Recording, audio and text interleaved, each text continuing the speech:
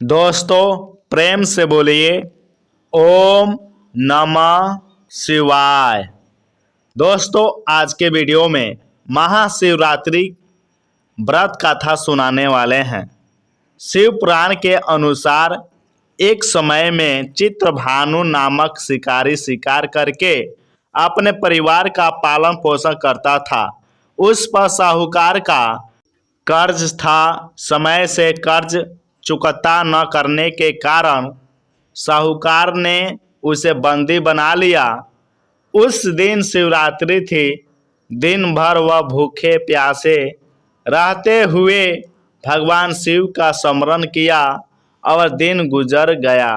शाम को साहूकार ने उसे कर्ज चुकाने के लिए अगले एक दिन का समय दिया और चित्रभानु को छोड़ दिया।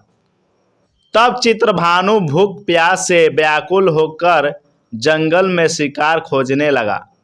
देखते देखते शाम और फिर रात हो गई। तब वह एक तालाब के पास बेल के पेड़ पर चढ़ गया और रात बीतने की प्रतीक्षा करने लगा। उस बेल के पेड़ के नीचे शिवलिंग था। चित्रभानु अनजाने में बेलपत्र तोड़कर नीचे गिरा रहा था जो शिवलिंग पर गिर रहे थे।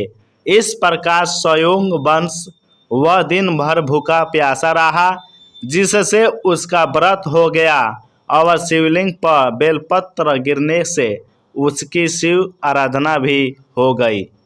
रात बीतने पर एक गर्भवती हिरनी तालाब के किनारे पानी पीने आई।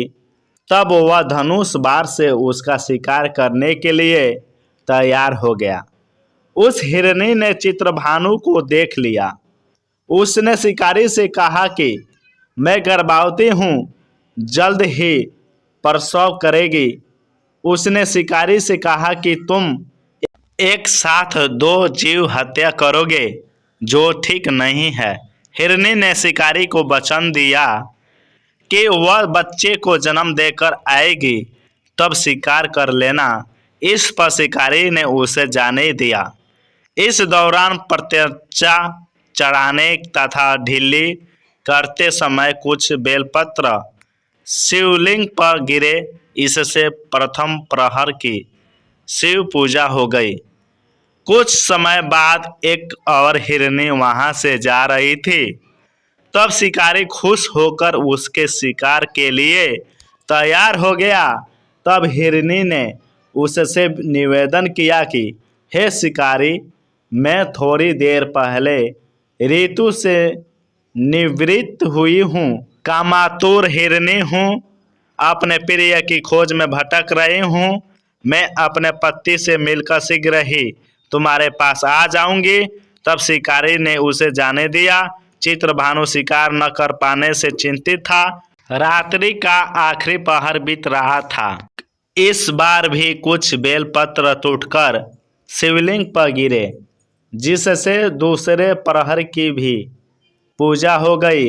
तभी एक दूसरी हिरनी बच्चे के साथ वहां से जा रही थी। तब चित्रभानु ने उसका शिकार करने का निर्णय कर लिया। तब हिरनी ने उससे कहा, हे शिकारी, मैं इन बच्चों को इसके पिता के हवाले करके लौट आऊंगी। इस समय मुझे मत मारो। इस पर शिकारी ने कहा कि मैं मूर्ख नहीं हूँ, इससे पहले अपने दो शिकार छोड़ चुका हूँ। उसका परिवार भूखा प्यासा से तड़प रहा होगा। तब हिरनी ने कहा, मेरा विश्वास करो, मैं इन्हें इनके पिता के पास छोड़कर तुरंत लौटने की प्रतिज्ञा करती हूँ। ऐसे करते हुए सुबह हो गई और अनजाने में ही शिकारी की शिवरात्रि की पूजा हो गई। उपवास और रात्रि जागरण भी हो गया। इसी बीच एक हिरण वहां से जा रहा था। तब शिकारी ने उसका शिकार करने का निश्चय कर लिया। चित्रभानु को प्रत्यक्षा चढ़ाए देखकर उस हिरण ने निवेदन किया कि यदि तुमने मेरे से पहले 3 हिरनी और उनके बच्चे को शिकार कर लिया हो तो उसे भी मार दो, ताकि उनके वियोग में दुखी न होना पड़े। अगर उनको जीवन दान दिया है तो कुछ समय के लिए उससे भी जीवन दान दे दो, उनसे मिलकर वह दोबारा यहाँ आ जाएगा। हिरण की बातें सुनकर शिकारी के मन में रात का पूरा घटनाक्रम सामने आ गया। उसने सारा घटनाक्रम हिरण को बताया। तब हिरण ने कहा कि वे तीनों हिरनी उसकी पत्नियां हैं। जिस प्रकार वे तीनों प्रतिज्ञाबद्ध होकर गई है, उसकी मृत्यु से वे अपने धर्म का पालन नहीं कर पाएगी। जिस प्रकार तुमने उन पर विश्वास करके उन्हें जाने दिया, वैसे ही उसे भी जाने दो। वह अपने परिवार के साथ जल्द ही यहाँ उपस्थित हो जाएगी। चित्रभानु ने उसे भी जाने दिया। शिवरात्रि व्रत और पूजा होने से उसका मन निर्मल हो गया। उसके अंदर भक्ति की भावना जागृत हो गई। कुछ समय बाद वह हिरण अपने दिए वचन के कारण अपने परिवार के साथ शिकारी के सामने उपस्थित हो गया।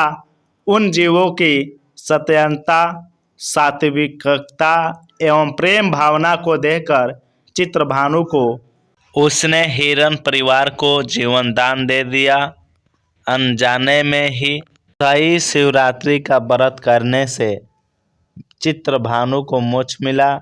मृत्यु के बाद शिवगर उस शिकारी को शिवलोक ले गए।